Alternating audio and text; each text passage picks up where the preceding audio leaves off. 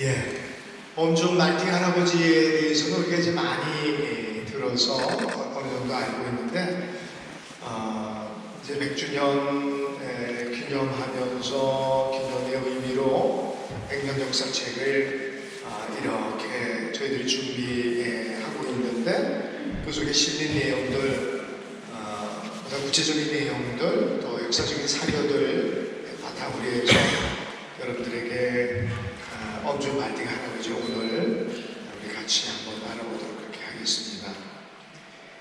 우리가 잘 알고 있듯이 중림동본당이 설립되고 자리 잡기에는 참으로 돈독한 신심과 열정을 지닌 한 젊은이의 수고와 노력이 있었습니다. 조선족 신학의 모범적 사도라고 우리가 일컫고 있는 엄중 말팅이에요. 여러분들,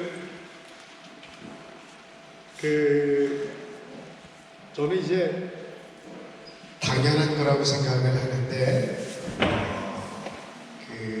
아직도 잘 모르시는 분들 있어서요. 이렇게 확인을 해보면. 그래서 말씀을 드리는데, 마르티노하고 말팅하고 같은 건가요? 다른 건가요? 같아요. 말팅이라고도 그러고, 마르티노라고도 그렇게 합니다. 말팅. 근데 마르티노는 내자잖아요. 내자니까 발음하기가 힘들어요. 그러니까 우리 말팅, 아우구스티누스 얼마나 어려워요. 아우스틴이 얼마나 쉽습니까? 예. 마르고, 말구가 훨씬 쉽잖아요. 말구. 우리 저기 또 그런 여자들 본명 가운데 그런 거 있나요? 좀 짧게 부르는 거? 마르타. 이게 여러분들 여자 양말이요. 알 발음이 하나 들어가서 마르타 이렇게 내가 한번 굴려줘야 돼요. 이게 쉽지 않잖아요. 그래서 뭐라 그러죠? 말다. 이게 너무 쉬운 거예요. 우리 지금 그렇게 우리들에게 너무 익숙한 이름입니다. 이게 엄중 마르티노 말팅이에요. 본명 주일이 언젠가 하면은 마르티노 주일이 일이 4번 겹치는 날이에요. 11월 11일입니다. 엄중 말팅. 그래서 우리 교구에서는 장주교님이 98년도부터 98년 11월 11일에 바로 이 중림동 성당에서 평신도의 날을 제정하면서 미사를 공헌했어요. 평신도 추념의 날로 이렇게 해서, 그때 우리 본당에 신자들이 1000명 정도 왔다고 합니다. 바깥에도 그렇고 저 말딩회관에서도 VTR 보면서 시청을 했겠죠. 1000명이면 굉장한 그 숫자인데, 평신도 추념의 날로 정한 거예요. 그 왜 11월 11일로 정했을까요? 마르티노. 주교님이 와서 이렇게, 주교님이 94년도에 왔어요. 12월에 여기 와서 장주교님이 이제 춘천 교구장으로 진행했는데, 그 전에는 장주교님도 몰랐죠. 근데 이제 역사를 이렇게 봤더니 주교님이 이번에 작년 12월이죠. 12월 12일에 우리 시민님들 전부 다 모여가지고 같이, 주교님이 좀 편찮으시거든요. 마지막으로 주교섭 25주년도 됐고 해서 미사 한번 하고 식사 같이 합시다 해가지고 가톨릭 회관에서 신부들만 이렇게 같이 주교님하고 미사했는데, 그때 강로한테 그 말씀을 하셨어요. 내가 우리 교회에 와서 이렇게 봤더니, 우리 춘천교구가 복음을 받아들이는 것이 꼭 우리나라 한국 천주교 역사와 같더라. 보통 이제 복음이 전해지는 거는 선교사가 와서 사람들에게 교리를 가르치고 세례를 줘가지고, 그래서 신앙의 씨앗이 이제 발아가게 되는 거죠. 그 과정을 거치는데, 우리 한국은 선교사들이, 즉 사제들이 가가지고 복음을 전하기에 앞서서 이미 성당, 우리 한국에 살고 있는 젊은이들이 학문으로 책을 접해가지고 벌써 신앙이 돼 있었어요. 벌써 그들이 그 교리서나 이런 것들 이렇게 들춰보다 보면은 처음에 학문적 호기심으로 시작을 했는데, 어느 정도 지나가고 그 내용에 심취하다 보면은 그것은 학문의 세계가 아니고 뭐죠? 신앙의 문제로 이렇게 넘어가는 거죠. 그래서 그들은 벌써 요일을 정해가지고 일주일을 정해서 주일을 지키고 또 금요일 같은 경우에는 벌써 소제를 지키고 금육제도 지키고 이러면서 그 홍유환이라는 사람은 이제 본명이 농문인데 이 사람은 이승훈이 세례받기 전에 이미 수계 생활을 했어요. 혼자서 수도 생활을 벌써 했었던 거예요. 그 책을 보고서 이게 얼마나 놀랍습니까? 그런데 우리나라 자기가 스스로 호는 자기가 짓는 거예요. 호는 남들이 지어주기도 합니다만 호는 자기가 져요. 자기 스스로를 농문이라고 그랬어요. 농문, 하느님의 산에 숨어 지내는 사람. 벌써 그렇게 해서 뭐 우리나라 한국 천주교회에서 그렇게 놀랍습니다. 그래서 제가 로마에 있을 때 한ton 그 교회사 그 박사 논문 그 디페사라고 그래요.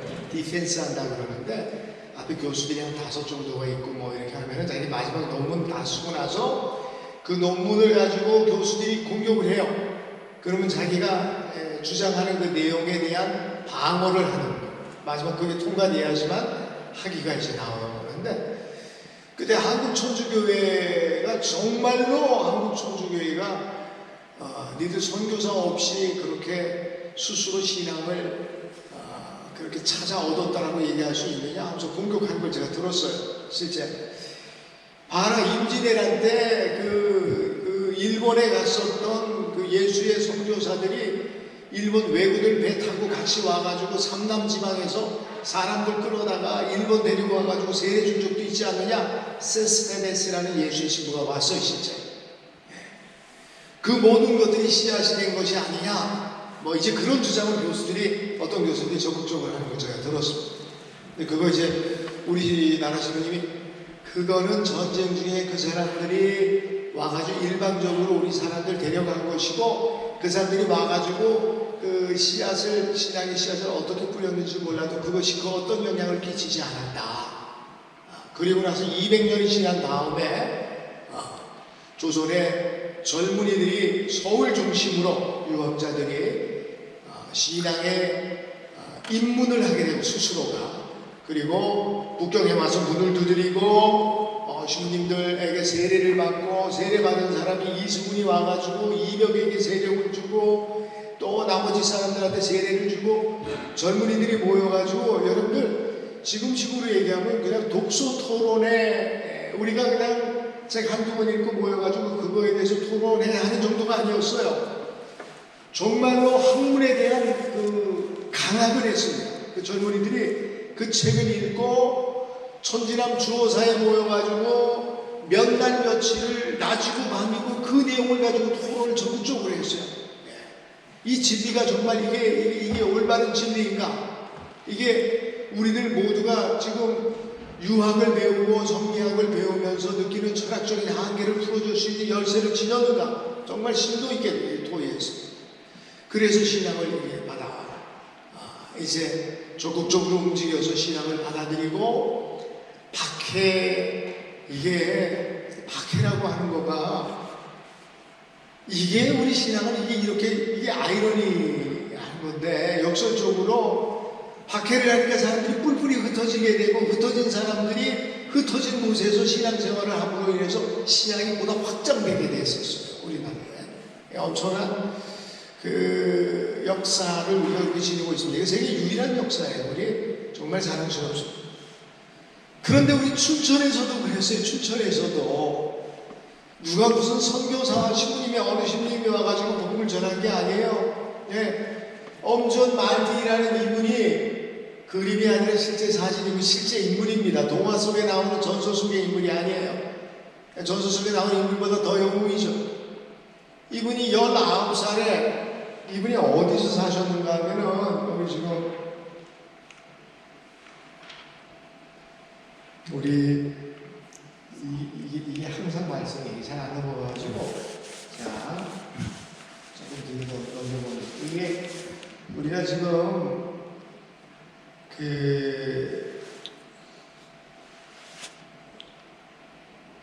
여기 맞죠? 예. 신매대교 이거죠? 신매대교. 네, 좋습니다. 이분이 이분 고향이 여기 월성리예요. 월성리. 우리가 전에는 요 동면 노르묵에서 이분이 태어났다고 그렇게 알고 있었어요. 여지껏 우리 그렇게 좀 배우고 이랬는데 이번 백주년 책을 쓰면서 엄전 말등에 장남이 있어요. 장남이 군섭이라는 분인데 그분의 둘째 아들이 엄재면이라고 했습니다. 이제 그 엄재혁이라고 했어요. 그분이 직접 우리 안스테파노 회장님에게 그분이 진술한 바에 의하면 그게 보다 더 논리적일 것 같아요. 제 생각에. 그분이 태어난 곳은 어딘가 하면은 그분의 고향이 월성리라고 그래요. 월성리. 여러분들 이 월성리가 어딘가 하면은 여기 신매대교 있죠? 여기 청소년 수련원이 있는 데서 다리 건너가면 있죠? 서면 바로 거기에요. 그 앞에. 월성리. 내가 고약한 동네라고 생각했는데 제가 왜 그렇게 감정을 실었는가 조금 이따 설명을 할게요. 여기서 태어나가지고 여기서 이제 성장을 한 거죠. 근데 19살에 아마 집안이 그래도 뭐 좀 살았던 모양이죠. 건너방에 그 여러분들 옛날에 그 채장수들 있잖아요. 이렇게 박물장수라고 그러나요?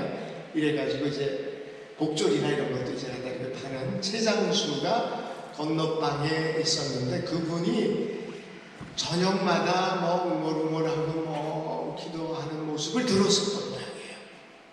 그러니까 스스로가 아마 생각을 했었던 것 같은데 의심을 했겠죠. 저 사람이 요즘 천주교도들이 저렇게 기도한다는데 혹시 아닐까 해서 접근해서 아마 물어봤었던 모양이에요.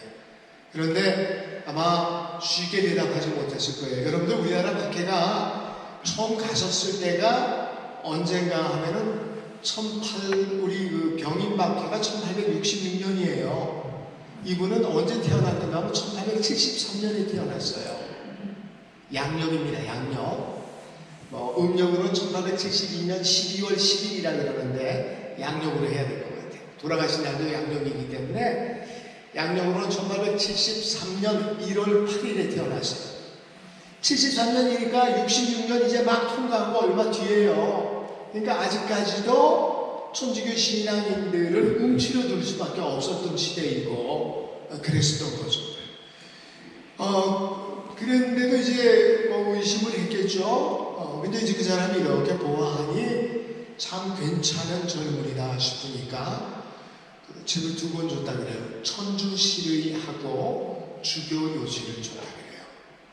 천주시의는 그 마테오 리찌라는 신부님이 1613년에 중국에서 썼었던 이 한문으로 쓴 교리서.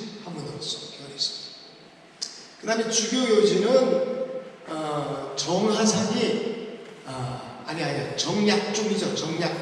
정하상의 아버지 정약종이 쓴 것이 주교요지예요. 주교요지는 2권으로 되어 있어요. 주교, 천주교의 주요한 교리라는 거예요. 요지. 주님에 대한 천주교 중요 교리가 있는데 상하권으로 되어 있어요. 그 내용이 천주 존재, 우리 옛날 그 사대교리 그거죠. 상선모락, 그죠? 이 세상에서 착하게 살면은 상을 받고 악하게 살면은 지옥에 간다라고 하는데요. 그 다음에 강생무속, 인간을 구원하기 위해서 예수 그리스도께서 이 세상에 오셨다 하는 그 내용들이 상하권으로 나눠져 있었어요. 근데 그 내용을 읽다 보니까 너무도 감동적이었었던 거죠. 그래서 이 교리를 좀 더 깊이 있게 공부하고 싶다. 그렇게 해가지고 이분이 찾아간 곳이 자기 형님들 4형제가 있었는데 설득을 해가지고 형님들하고 같이 우리 여기 정말로 구원의 진리가 있는 것 같으니까 천진함에 가서 우리 공부 좀 합시다.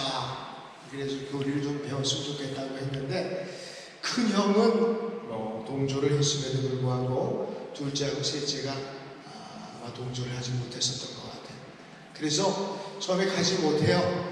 근데 시간이 좀 지나면서 우리가 어떤 사고가 있었는지 몰라도 둘째와 셋째가 죽게 되었다고 그래요. 그러니까 이제 큰 장애가 없게 되셨던 거죠. 그래서 형님하고 자기하고 먼저 가가지고 먼저 좀 맛을 봐요. 예. 1890년 정도에 가가지고 먼저 맛을 좀 보고 너무 좋아가지고 그 해 다시 돌아와가지고 추수 때에 추수를 전부 다 해주고 가족들을 전부 데리고 천지남으로 가서 이제 교리를 이제 배우게 됩니다. 우리 엄연성 마지막 엄조 말등의 막내죠. 엄조 말등이 나중에 이제 결혼해가지고 5남매를 낳습니다. 5남매를.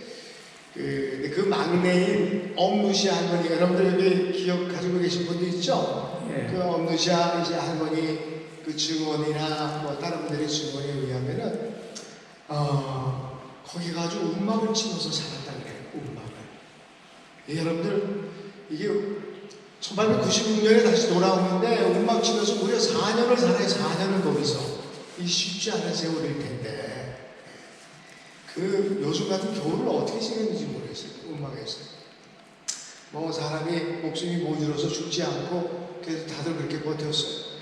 어찌되었든지 간에 거기 갈 때는 벌써 이전에 엄조 말등이 20살이었어요. 20살이어서 결혼을 합니다. 결혼을.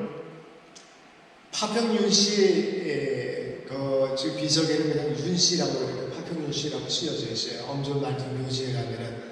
근데 그 직계 가족들의 호적을 한번 띄워봤어요. 그랬더니 이름이 엄희자예요. 기쁘리자. 부인이 14살이었습니다. 엄조 말등은 20살이었고. 그래서 가기 전에 결혼했어요. 그래서 갈 때는 8명이 갔어요. 8명이 가고 돌아올 때는 큰 아들을 하나 낳아가지고 그래가지고 이제 9명이 돌아오게 됐다 이렇게 얘기를 하는데 좋습니다. 지금 여기가 지금 어딘지 여러분 감이 옵니까? 네. 여기 강원고등학교 저기 저수지 있는 데 있죠. 여기가 노루목이라고 하는 데인데 우리가 전에 알기로는 엄조 말등이 여기서 태어났다 이렇게 알았는데 나중에 그 손주되는 사람의 증언에 의하면은 다시 돌아왔을 때도 어디 가서 살았는가 하면 월성리에 가서 살았는데 주변 사람들이 천주학생이라고 너무 따갑게 눈총을 주니까 거기서 벗어나서 그 다음에 이곳에 와가지고 조금 지내다 여기도 여의치 않아서 찾아간 곳이 어디예요? 대룡산 밑에 윈더브레이 곰씨를 이제 찾아간다. 그래서 여기 노르목 저수지 근처에서는 막내인 루시아 씨, 엄영조 루시아 할머니를 여기서 낳았다 이렇게 전해집니다.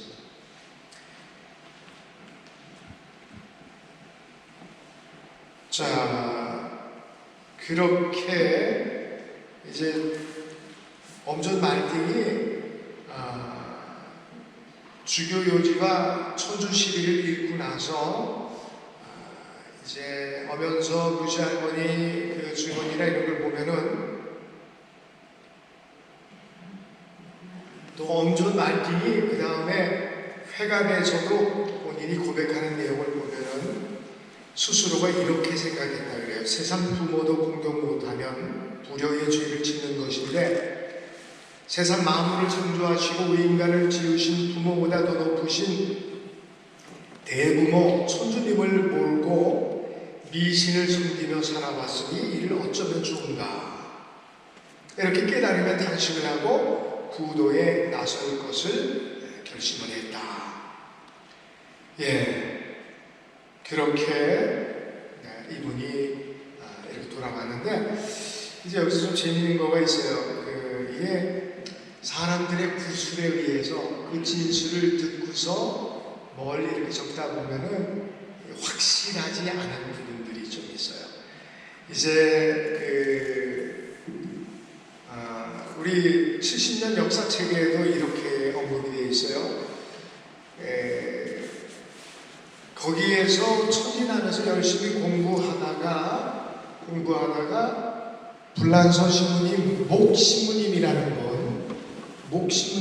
분에게 1894년에 여기에서 엄지원 말띵하고 엄지원 말띵의 큰형하고 먼저 세례를 받아요.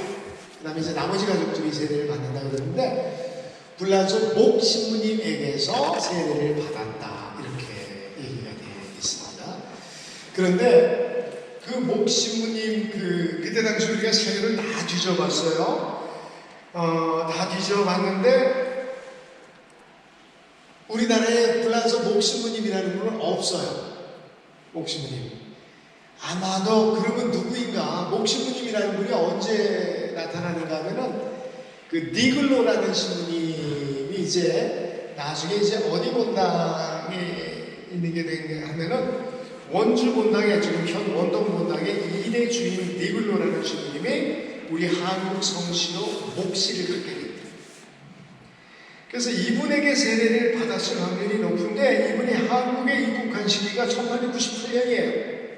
이분들이 세례를 받은 것은 1894년이고 그러니까 만날 수 있는 그 시점이 교차점이 없는 거죠. 그러니까 이 신부님은 아니에요. 그렇다면은 그때 그 불란서 신부님 중에 가장 확률이 높은 거는 두세라는 그 정감이라는 신부님이 있어요. 명동성남고당 신부 하셨던 분인데 이분이 천지남 있는 데까지 다 관장을 하고 있었다는 거예요. 그분에게 세례를 받지 않았을까 역사학자들은 그렇게 추정을 합니다. 그런데 나중에 원주 원동본당에 있는 니글로 신부님, 목 신부님이 원주에 있으니까 가까이 그 신부님을 접하게 되고 교분이 있다 보니까 불란서 목신부님 입에 올라서 그렇게 목신부님에게 세례를 받았다고 러시아 할머니도 그렇게 또 귀로 들은 것 아닌가 하는 그런 생각을 이제 하게 됩니다. 아무튼 그거는 역사학자들이 실제적인 자료를 가지고 하는 이야기니까 실제 우리가 추정을 해볼 수 있어요. 어찌됐든지 간에 그건 결코 중요한 것이 아니고 중요한 것은 뭔가 세례를 받았다 하는 거죠. 그리고 다시 돌아왔다는 거고 역사적인 착오나 이런 건 조금 있을 수 있어요. 그런데 제가 왜 한국 천주교하고 닮았다라고 하는가 하면은 신부님들이 오기 전에 이 춘천 지역에서 이분이 복음의 사도로 평신도가 이 교회를 세우는 거예요. 평신도가 이 혼자서 1896년에 어떻게 우여곡절 끝에 저쪽에 그 대룡산 밑에 윗너브랭이에 자리를 잡고서 1896년에서 1900년까지 몇 년입니까? 4년 동안 4년 지나고 나서는 역사의 무대에 등장해요. 이분이 우리 류텔 주교님 민덕효라고 우리말로 이제 이름을 지는데 서울교구 8대 교구장인데 이분이 하루도 걸리지 않고 일기를 썼어요. 그게 우리나라 지금 천주교회 역사 안에 얼마나 큰 자료가 되는지 모르겠어요. 거기에 벌써 나와요. 1900년에 나는 홍천에서 오늘 12시간을 걸어가지고 어디를 홍천 강을 지나고 하더니 춘천 평야가 보이는데 거기에 산자락 밑에 세 가구가 있었다. 큰 집에 세 가구가 살았대요. 아마 그 폐가를 이렇게 수행하자면 집안 그 형제들이겠죠. 형들이나 이렇게 살았는데 그 집에 들어가서 저녁에 내가 10명을 고해성사를 줬다. 이렇게 쓰고 있어요. 그러니까 1900년에 10명, 적어도 10명에게 고해성사를 줬다면 가족, 3가족이 10명이 신앙생활을 하고 있었다. 일단은 그거는 이제 우리가 이제 팩트로서 이제 거기서 출발할 수 있을 것 같아요.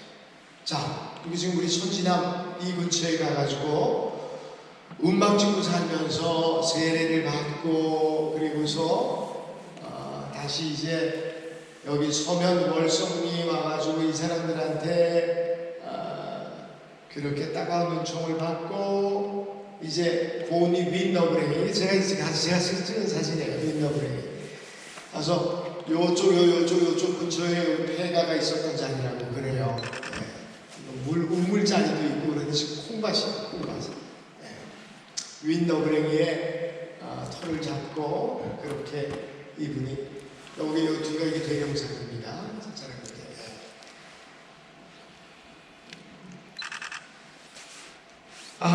돌아와가지고 참 여기 보면은요, 아무 연고도 없는 낯선 곳으로 돌아온 그들은 힘든 생활을 했습니다. 먹을 것이 없어서 쌀 2가마니 하고 콩 2가마니를 빌려서 떡갈나무 잎을 따서 죽을 써서 연명했대. 화전을 읽어가지고. 그래서 여러분들 이 대룡산 밑자락에 참나무 떡갈나무 잎이 남아나질 않았대요. 이 사람들이 먹을 것이 없으니까 떡갈나무 잎을 해가지고 이게 쌀 1가마니와 콩 2가마를 가지고 뭐 어떻게 이렇게 죽을 썼던 모양이죠. 저는 그런 줄 아직 먹어본 적이 없습니다만은. 그러면서 엄말등은 금주금연하고 성실하고 엄말등은 어려서부터도 아주 영특했다고 해요. 그리고 사람 성품이 왜 우리 이렇게 보면 어려서부터 벌써 이렇게 벌써 보면은 뭐 빠듯하게 자라는 아이들이 있잖아요. 엄마들이 그랬던 것 같아요. 딴 데 같은 데 눈길 돌리지 않고 그게 딴 사람들로부터 존경받죠. 열심히 저녁 때 되면은 사람들 불러 모아가지고 조금 통하는 사람들은 그들에게 도리를 가르치고 또 자기 혼자 있을 때는 큰 소리로 성경을 읽고 지나다니는 사람들이 다 들었을 거 아닙니까? 그래서 이제 사람들 모두가 장차 큰일 할 사람들이다 하고서 존경심을 갖고 대했다고 합니다. 윗노브랭이에서 4년간 열심히 노력한 결과 아랫노브랭이로 이사하게 되었고 땅을 늘려서 재산도 모으게 됐습니다. 차동엽 신부님이 쓴 책 중에서 성경에 대한 여러 가지 명쾌한 해설들이 많이 있는데 어떤 책 이름이 하는 일마다 잘 되리라 이런 말이 있는데 심는 것마다 잘 되었다고 그래요. 이 사람들. 엄청 날때에 당시 조이삭은 어른 허리를 동일 정도였다고 해요. 신자가 점점 늘어났어요. 사람들이 모범을 보이니까 좋아하지 않을 수 없잖아요. 가까이 오면 좋은 말씀 해주고 성경 말씀 또 건네주고 예수님 가르쳐주고 착하게 살아야 복을 받는다.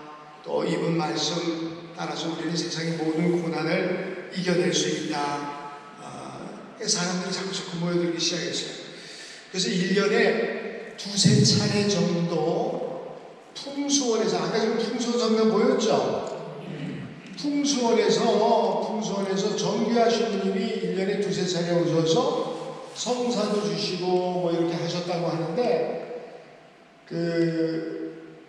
이 풍수원에 정규하신 분님이 세례를 주는 거는 1년에 한 번 세례를 줬어요.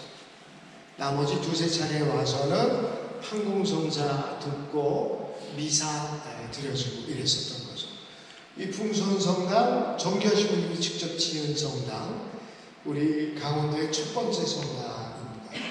너무나 아름다운 성당이죠. 이곳에서 신부님이 풍수원 본당의 1대 신부님이 르메르라는 신부님이에요. 잘 보세요. 블란서 신부님인데 1888년에 풍수원의 본당 신부가 됩니다. 1888년에서 사실상 본당 신부 생활을 오래 못해서 지금으로 생각하면 오래 했죠. 이분이 1896년에 떠나게 돼요. 1896년에 사제 선풍을 받은 분이 이분이에요. 정규하신 분이에요. 여러분들 이렇게 그냥 보더라도 그 눈이 살아있다고 느끼시지 않습니까? 정규하신 분이 아주 형형합니다. 우리나라의 1대 신부님이 김대건 신부님이고 2대 신부님이 누구죠? 최양업 신부님. 3대의 3분의 신부님이 사제 선풍을 받아요. 그 두 분의 강시성을 강성삼 그 다음에 그 강도영, 강성삼 두 분의 신부님, 그 다음에 한 분이 정규하 신부님이에요. 세 분이 동시에 성품을 받는데 생년월일이 강도성 신부님이 조금 빨랐어요. 그래서 우리나라에서 세 번째 신부님 강도성 신부님이고 네 번째가 누구예요? 정규하 신부님. 우리 정규하 신부님 우리 알아요. 그 다음에 제가 누차 강조하는 게 우리 100년 역사를 딱 인물들이 거기 다니는데 그야말로 그 채로 이렇게 치면은요 나머지 거기 인물이 두 분이 남아요. 두 분이 남은 그 인물이 누군가 하면은 엄주원 말띵하고 구도마 주교님. 제일 중요한 두 분이에요.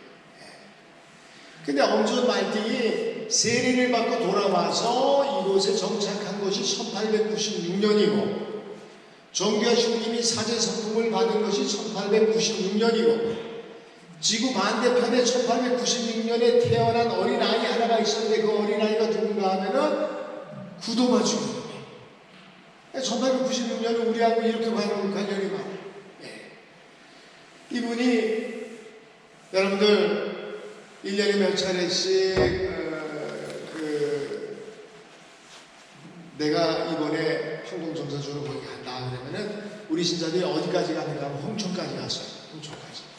그 말을 타고 오시면은 그 미사도군이 뭐니 짐꾼들이 전부 어깨에다 짊어지고 이제 옛날 길을 따라서 걸어서 곰식에 와가지고 성사를 주고 그리고 또 미사를 하고 그리고 신부님 오시면은 보통 오시면은 옛날에 판공종사주로 오시면은 길게는 일주일 3일 4일씩 계십니다. 그러니까 밥을 또 해드려야 되잖아요. 아주 뭐 정성원 있는 대로 다 해가지고 신부님한테 밥을 고공으로 이렇게 줘요. 아주 큰 대접이다. 신부님 밥 그거 다 못 먹어요. 그럼 그 남은 거 가지고 와가지고 엄마들이 전부 젊은 엄마들이 해가지고 아이들 그거 먹입니다. 아이들 명부해야 된다. 반찬도 많이 해가지고 거기서 남는 그 반찬들 전부 집집마다 가지고 와가지고 아이들 그렇게 주고 그랬어요. 얼마나 그 순수한 신앙입니까? 어떻게 되는지 성직자 몸에 닿은 물건들, 음식들 그 모든 것들이 거룩하다고 여겨서 그들한테 그렇게 순수하게 신앙생활을 했고 주님께서는 거기에 또 축복을 주셨어요. 가면 잘 보셔요 여러분들.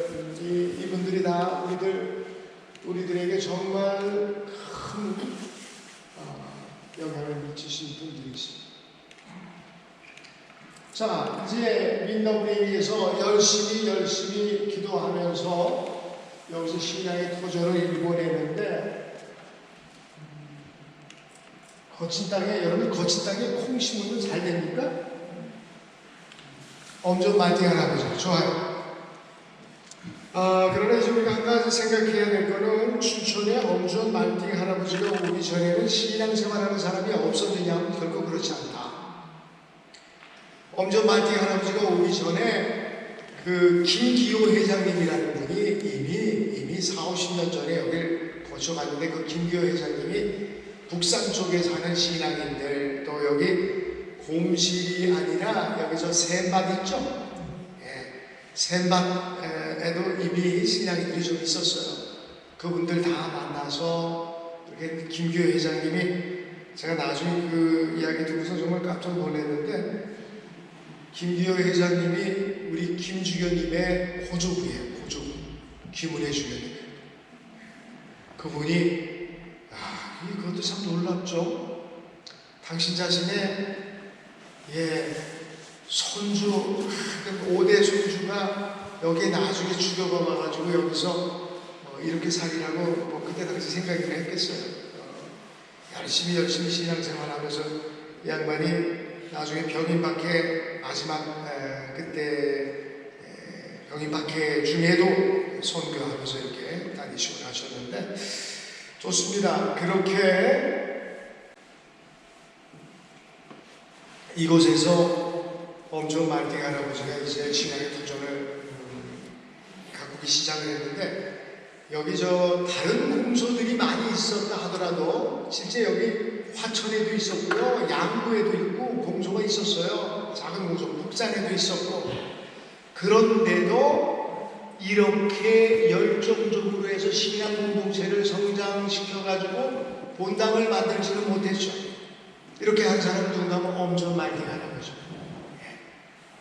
이분의 특별한 그거는 뭐 여러분들 요즘 많이 들어서 알겠습니다만은 좀 더 설명을 해드리면은 신자들 모두에게 모범을 보일 수 있도록 하면서 미래를 준비했어요. 사람들이 이제 자꾸 늘어나니까 1900년경에는 1900 정확한 연도수가 여기 나중에 보면은 우리가 1920년에 신림 오실 때만 하더라도 다른 거기에서 한 300명 정도의 신자가 있었다고 하는데 실제 기록에는 그 정도는 아니에요. 실제 원주 본당이나 이런 데의 기록들을 보면은 한 138명까지 기록도 되어 있고요. 그건 아마 다음 주 정도에 내가 그 기록들은 얘기를 해야 될 것 같네요. 어찌됐든지 간에 여기에서 신자들 모두가 모범을 보이지 않으면은 스스로가 내규를 정했어요. 모두 불량자 취체령이라는 것을 발동을 했다고 하는데 미사 드리는 모습, 공소미사, 판공성사 사지와 신자들의 모습인데 보세요. 실제 신부님의 모습입니다. 가가지고 미사짐이죠. 미사짐. 이거 우리 엄전 말띵 할아버지 있는 정규하 신부님은 아니에요. 다른 신부님이신데 우리 신자들이 가서 이렇게 신부님을 모셔왔었습니다. 제가 이제 그 사진이 있어서 여러분들에게 참고 삼아서 올려드렸습니다. 이렇게 공소에 모이면은 이렇게 미사 참여를 했었죠. 이 사진은 좀 자유롭게 되어 있습니다만 여성들을 앞에 이렇게 하고 남성들을 뒤에서 그때 당시만 하더라도 미사 참여 시민이 돌아서서 미사 참여 아니고 벽 보고 하던 시대였죠. 2차 바티칸 공회 전이니까. 이거 지난번에 우리가 그 공소에 가가지고 연극하는 장면인데 불량자 취체령이라고 불량하게 제대로 신앙의 모범을 보이지 않은 사람은 말꿀림 말이 사각말이 있었어요. 여러분들 사각말 기억하십니까? 지금 내가 어느 집에 갔더니 사각말이 있더라고요. 말. 옛날에 말 되는 말은 전부 거의 둥근 거였잖아요. 근데 그 전에 사각말도 있었어요. 사각말이. 그게 어느 정도 낮은 사각말은 옛날 사람들이 그게 크지 않았으니까 성인 남성이 들어가서 무릎 꿇고 들어가면서 딱 맞을 때 아주 불편하게 이렇게 우리가 종이를 그렇게 만들었습니다만은 여기 에드워드 사무엘 부회장이 지금 말벌이 지금 벌 받고 있는 거예요. 양대인 앞에서 그렇게 벌을 받게 만들었다. 양대인이라고 하면 큰 서양 사람이라는 뜻이에요. 그렇게 신자들 엄하게 다루면서 신자들 모두 돈을 모으기 시작을 해요. 이게 지금 처음에는 가정집에 모여서 미사를 지내는 거 아닙니까? 이게 지금 미사를 봉헌한다 하더라도 이게 전부 가정집에서 미사를 봉헌하는데 이 가정집에 한계가 있는 거예요. 사람들이 많아지기 시작하고 90명이 됐다, 100명이 됐다 이거 집에서 수용할 수 없잖아요. 그러니까 엄전 말띵이 자기 돈을 털어가지고서 공소를 칩니다. 그게 벌써 이제 경향잡지에 이렇게 저렇게 실리게 돼요. 경향잡지 1916년 1월호에는 이렇게 했습니다. 초조지방 엄전 말띵 회장께서 춘천군 분해면 공리 곰실공소 부지를 기증하셨다. 이렇게 했어요. 이게 벌써 1916년 1916년 경향잡지 기사인데 본당이 될 때는 언제가 1920년이에요. 그 전에 공소 부지를 기증을 하고 신자들 힘을 합해서 공소를 지은 거예요. 그래서 그 안에서 이제 미사를 지내고 조가만과를 하고 여러 가지 신심행위를 이제 하셨겠죠. 그리고 또 이제 그 om전 날등의 선행 가운데 사람들 모두를 감동시키는 것 가운데 하나가 그때 당시에 장티푸스가 그렇게 많이 돌았다 그래요. 그래서 사람들이 많이 죽어나갔는데 장티푸스 여러분들 제가 전라도 광주 신학교에서 신학 공부할 때 그때에 전라도 광주에 장티푸스가 돌았어요. 그래서 사람들 한간에는 광주 사태 그 후유증이다 뭐 이렇게까지도 얘기를 했었는데 뭐 전쟁이 훑고 지나간 자리 못 사는 그 경제적인 어려움이 있는 그런 자리 이 전염병 약도 없고 그래가지고 빨리 퍼져나가요. 그리고 지금은 이제 그런 사람들 별로 없습니다만은 옛날 분들 가운데 여러분들 불우하게 큰 사람들 있잖아요. 고아로 이렇게 자란 사람들, 특별히 배우지 못해서 뭘 할 수 없는 이런 사람들, 남의 집 머슴으로 살았어요. 우리 여러분들 저보다도 위에 어르신들 그런 분들 많이 있지 않았나요? 집집이 머슴 있는 집들이 있었어요. 대리우선 머슴들 이렇게. 예, 많았었어요. 그런 사람들. 그 어떻게 하다가 장가도 못 가고 그냥 이렇게 평생 그렇게 살았죠. 하다가 죽으면은요. 그 정말 좋은 주인 만나면은 제대로 된 장사도 좀 이렇게 해주고 했습니다. 그렇지 않을 경우에는 그냥 뭐 저기 산기슭에 가가지고 뭐 묘지라고 해서 뭘 세워놓지도 않아요. 그냥 짐승들처럼 그냥 그렇게 그냥 묻었죠. 또 전염병 걸려가지고 죽었다 그러면요, 그 손도 안 댔습니다. 그런 사람을 엄청 말띠 할아버지는 가가지고 그 사람들 전부 장사 지내고 어깨에 들쳐매고 가가지고 당신 자신이 정성스럽게 땅을 파가지고 이렇게 무덤으로 이렇게 해주셨다 그래요. 그 모든 것들이 사람들에게 감동을 일으켜가지고 엄청 말띠 할아버지 그 곁으로 모여들게 되고 그분들이 신자가 되는 거예요. 그리고 또 신자들끼리 또 이렇게 서로 돕고 상부상조하면서 초대교회의 전형적인 모습을 보여줬어요. 정말로 아름다운 모습들이었습니다. 어떻게 그게 가능할까요? 보세요. 엄전 말띠 할아버지가 뭐 이렇게 저렇게 뭐 기록을 보면은 뭐 정확한 기록의 내용들을 보면 적어도 한 150명 가까이는 된 것 같아요. 우리 본당이 되기 때문에. 아니 아무도 없는데 1896년에 와가지고 본당 신부님 모신 데가 1920년도예요. 1920년 9월 22일인데 24년 만에 어떻게 평신도 하나가 150명이나 되는 신자를 만들 수 있었겠어요? 신부님이 상주하지도 않았잖아요. 여기는 1년에 몇 차례 와가지고 성사 주고 미사 드려주기 전부인데 만일 그렇게 했다면요 지금 신자들이 뭐예요? 그냥 완전히 초토화되어 있을 거예요. 신자들 하나도 안 남지 않고 못할 것 같아요. 근데 그거를 얼마나 평신도들끼리 힘을 모아가지고 적극적으로 서로들 모범을 보이고 끌어주고 열심히 기도하고 조감한가하고 이 사람들 모두가 그렇게 기하급수적으로 들어가고 그냥 마냥 그 상태로 있지 않았어요. 끊임없이 정교하신 분한테 가가지고 사정을 하고 제가 이제 다음 주에 그 얘기를 할 거예요. 곰실 공수가 본당으로 되어가는 과정 어떤 역사가 있었는지.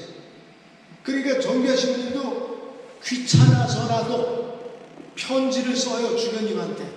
주교님 며칠에 신자들이 올라갈 겁니다. 올라가면은 이들이 본당 신부님을 달라고 얘기를 할 터인데 이곳 곰실에는 정말 멋진 광당이 공소가 지어졌고 신자들이 정말 열심히 합니다. 신자들은 전부 다 새로 입교 영세한 사람들인데 얼마나 열정적인지 모릅니다. 정교하 신부님이 이런 편지도 이제 직접적으로 보내고 또 여기 엄전 말띠 할아버지는 이 원주 쪽에 있었던 그 주교님 가운데 신부님이에요. 신부님인데 유주교님이라고 있어요. 이분이 나중에 그 서울교구 팔 때 우리 그 뮤텔 주교님이 몸이 약하니까 이제 당신 자신이 사목방문을 올 수가 없게 됐어요. 그러니까 이제 보좌 신부를 이제 하나 뒀는데 드브레라는 분이에요. 우리말로는 유주교님이에요. 근데 이분이 원주 본당에 있었으니까 너무나도 잘 알았어요. 엄정 말띠 할아버지가. 그래가지고 쫓아올라가지고 그 유주교님한테 끊임없이 얘기하고 우리 신부님 보내달라, 신부님 보내달라. 그러니까 엄정 말띠 할아버지가 돌아가셨을 때에 장례미사 때 양원봉 루카라는 그 할아버지가 훈장하셨던 할아버지가 고별사를 썼는데 그 내용이 지금 그대로 있어요. 그 엄정 말띠 할아버지의 생을 회고하는 글에 보면 이렇게 나왔어요. 우리 엄 회장님께서는 수삼차 서울에 올라가서 유주교님에게 간청하사 신부님을 보내달라고 하자 드디어 주교님께서 허락을 하셔서 사실상 그거 허락한 분은 루텔 주교님이에요. 교구장이 허락하는 것이 무슨 보좌 주교 아무것도 없죠. 예? 그럼에도 불구하고 아는 게 유주교님이니까 유주교님한테 가서 사실 유주교님이 말씀드렸겠죠. 그래서 1920년 9월 22일 드디어 김유령 신부님께서 우리에게 찾아오셨습니다. 뭐 이렇게 고별사에 나옵니다. 그러니까 굉장히 영리하셨던 거예요. 신자들은 신자들 나름대로 잘 다독이고 공동체 만들면서 그 위에 가가지고 정규하 신부님 가가지고 정규하 신부님 못 살게 굴고 당신 직접 서울 올라가가지고 주교님한테 사정하고 해가지고 결국은 이제 오시게 된 거예요. 1920년에. 오셔서 신부님 오셔서 보니까 또 신부님도 나름대로 열정적으로 일하시면서 이것저것 하셨겠습니다만은 신자들 스스로가 애련해라는 것을 조직했어요. 우리 본당은 계승 발전해야 돼요. 우리 본당의 연령에다 이거 잘 안 되면 안 돼요. 애련해가 뭡니까? 애련해가 연업 영혼들을 위해서 돕는 애죠. 애련해가 이 연자가 연옥영혼이라는 뜻이에요. 연옥영혼들을 위해서 열심히 기도해주고 또 엄정 말띠 할아버지가 마지막까지 했었던 말씀이 돌아가시는 사람들한테 장사를 잘 지내줘야 된다는 거죠. 그 말씀을 하셔서 루시아 할머니도 그걸 회복해요. 그걸 기억하고서 그걸 회고를 하셨어요. 정말로 장사를 잘 지내줘야 된다. 돌아가신 분에 의해서 애련회를 조직해가지고 남성들이 전부 다 50톤씩 내고서 지금 식으로 얘기하면 신협 조직을 만들었어요. 그걸 가지고 장리를 줬다 그래요. 장리라는 게 뭐죠? 아주 비싼 이자로 줬다는 거예요. 비싼 이자로. 그러니까 비싼 이자, 지금 얘기하면 고리대금보다도 더 무서운 장리였어요. 그때 당시. 뭐 어렵다고 하는 사람한테 도움을 주는데 정확한 그 장리극에 저기 나오는데 쌀 한 가마를 주면은 그 추수 때 가서 반 가마나 다시 회수했다고.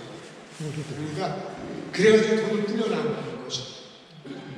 그래서 신부님 오셔가지고 1920년에 와가지고 불과 8년 만에 여기 딱 사는 거예요. 여러분 이게 가능한 겁니까?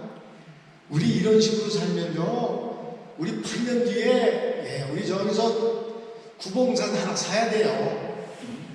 우리 신자들 힘 모아가지고 우리 지금 사람이 몇이돼요. 그 얼마나 이거는 아주 진취적일 뿐만 아니라 뭐 거의 광신적이라고 얘기할 수 있을 정도로 열정이 불타올랐던 거죠. 자기 건 어디 있어요? 엄정 말띠 할아버지에게 자기 거는 없었어요. 이렇게 해가지고 이제 이분이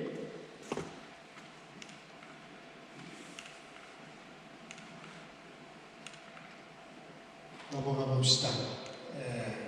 좋습니다. 이 공생용소 이제 짓게 되고 이게 이제 본당으로서 8년 동안 또 구실도 하다가 이쪽으로 넘어오게 됩니다만 옛날 그 건물은 아니죠. 이게 6.25 때 폭격을 맞아가지고 완전히 전소됐었어요. 그걸 이제 1975년에 다시 이제 짓게 되고 신자들이 짓게 되고 그 다음에 그 70년 80년 나중에 98년도에 장주현님 때 안에 리모델링을 새로 싹 합니다. 수리를 해가지고 현재 이르게 된 이제 공실공소의 모습이에요. 제가 조금 전에 말씀드렸던 이 신부님을 모셔오기 위해서 엄청 말띠 할아버지가 그렇게 노력을 했어요.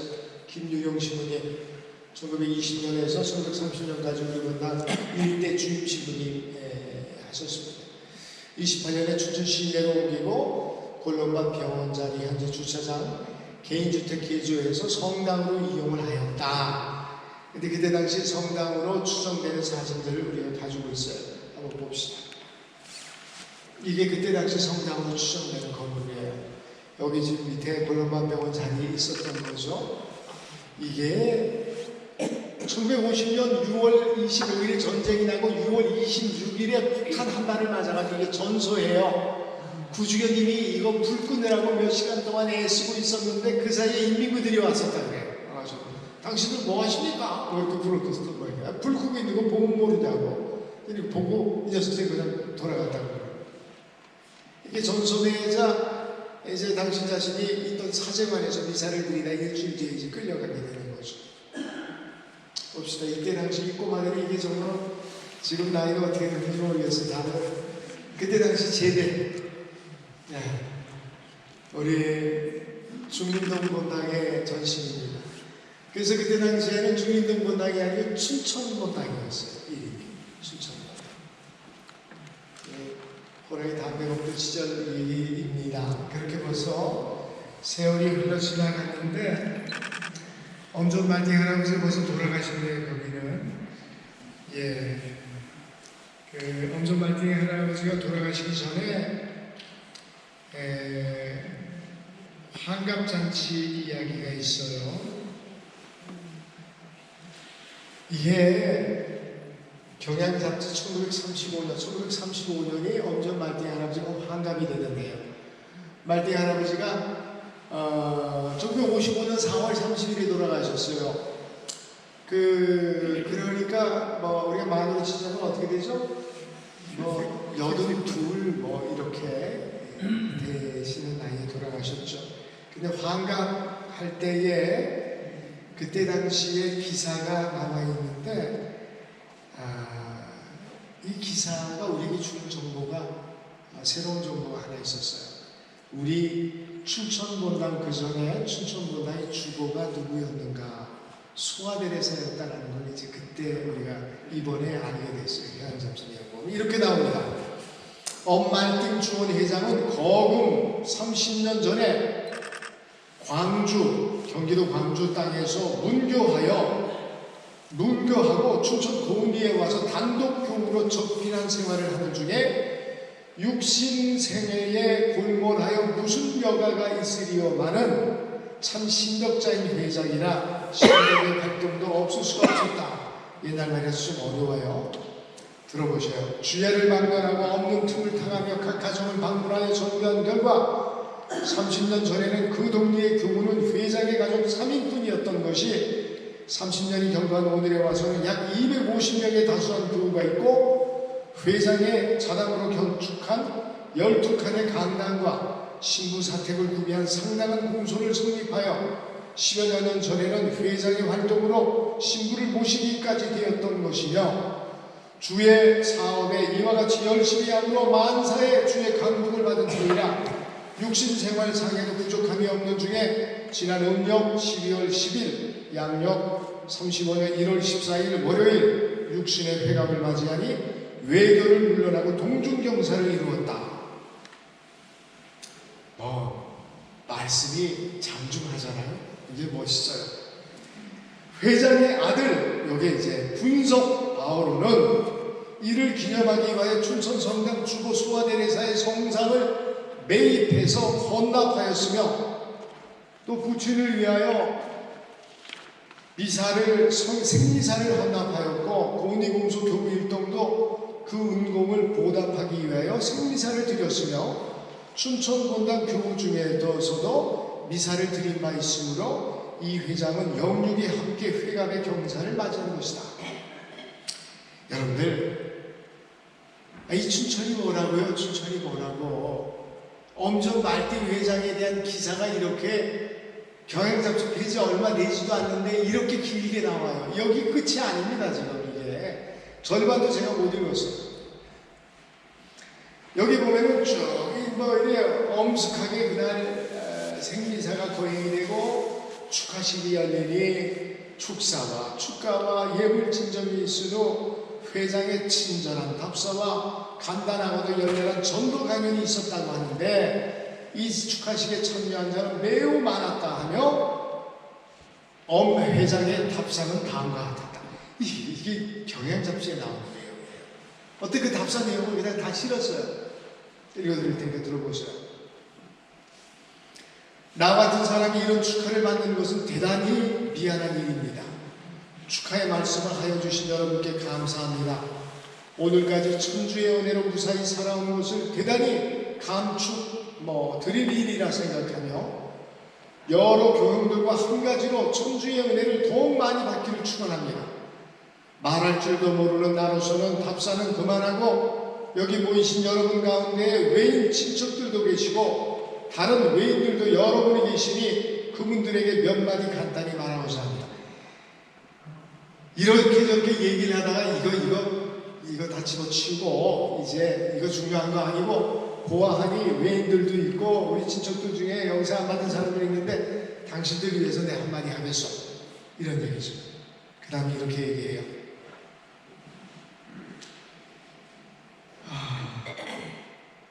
소리를 높여서 했다고 그래요. 이거는 제가 연기 그대로입니다. 경잡지에서 괄호 열고 소리를 높여. 우리 모든 사람은 다 천주께서 내신 사람들이요 천주께서 내신 만물을 쓰고 삽니다. 그러하면서도 천주가 누구이신지도 모르고 천주를 공경치도 아니하니 이것이 어찌된 일입니까? 무식한 사람이나 유식한 사람이나 병신이나 누구나 다 양심이 있지 않습니까? 이 양심으로 천주께서 계신 줄을 알고 죄를 지으면 두려운 줄도 알면서도 왜 천주를 공경치 않습니까?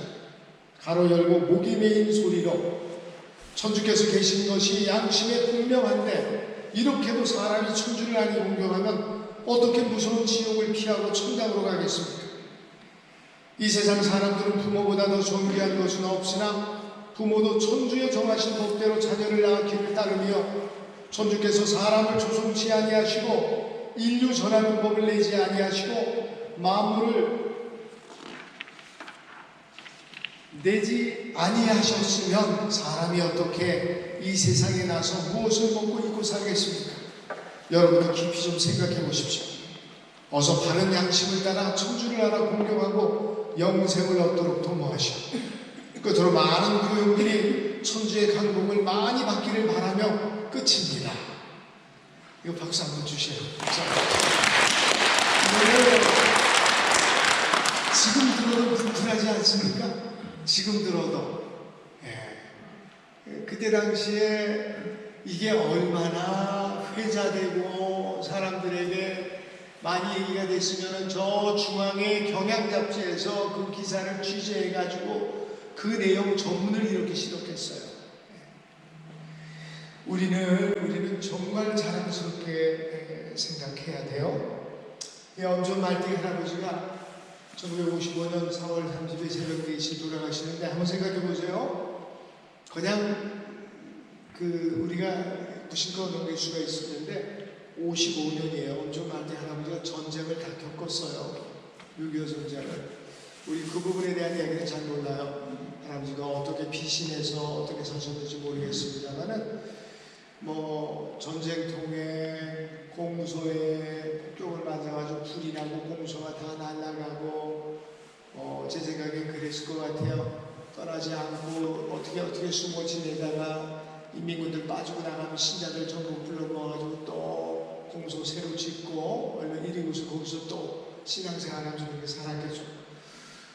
우리 주교님도 피랍됐어요. 주교님도 여기에서 있다가 50년 7월 2일에 피랍돼가지고 일본한테 끌려가가지고 온갖 고생을 다 하시다가 주교님이 다시 한국에 들어오신 것이 54년도 4월 23일입니다. 4월 23일 54년도에 54년도 그러면서 벌써 이건 55년도에 들어가셨는데 54년도 4월 23일에 여기 돌아오셨는데 올해 오실 때 춘천 교구장으로서만 오신 것이 아니라 교황대사 자격을 가지고 또 오셨어요. 춘천에 내려와서 머물지 않았습니다. 서울 궁정동에 머물렀어요. 그때서부터 교황대사만 자리는 궁정동이 청와대하고 이렇게 담이 하나 이렇게 사이에 있어요. 청와대하고 새길 하나로 있습니다. 궁정동에 12.12 사태를 할 때 교황대사가 총소리를 들었대요. 그 교황대사관에서 청와대 안에서 나는 소리를. 그분이 거기서 머물면서 여기는 오후벨토 신부님이 춘천교구를 통치하면서 올라오시면은 그 신부님 결제해주고 그랬겠죠. 그리고 또 내려와서 신자들도 한두 번 만나곤 했어요. 가을 모습 제가 몇 장 이렇게 올렸어요. 아름다운 겨울 모습이고요. 봄의 화사한 모습이고, 그죠? 이 사진은 제가 찍은 사진이에요.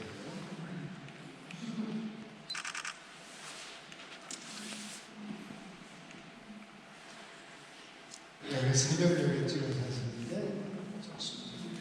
그냥 제가 옛날에 올려놨던 지금은 더 이렇게 보시는데 성당을 조금 사진을 좀 뽑았더니 여기는 짧아지고 첨탑이 더 멋지게 보이죠. 드론으로 찍은 거 가을에. 저 뒤에 성직자면서도 다 보이죠.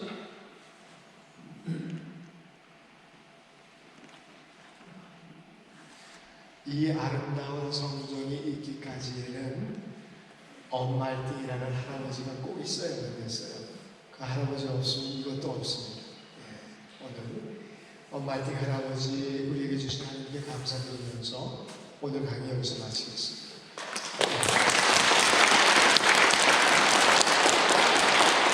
영광송으로 끝내겠습니다. 영광이 성부와 성자와 성령께 성부와 성자와 성령의 이름으로. 여러분들 오늘 여기서 끝내는데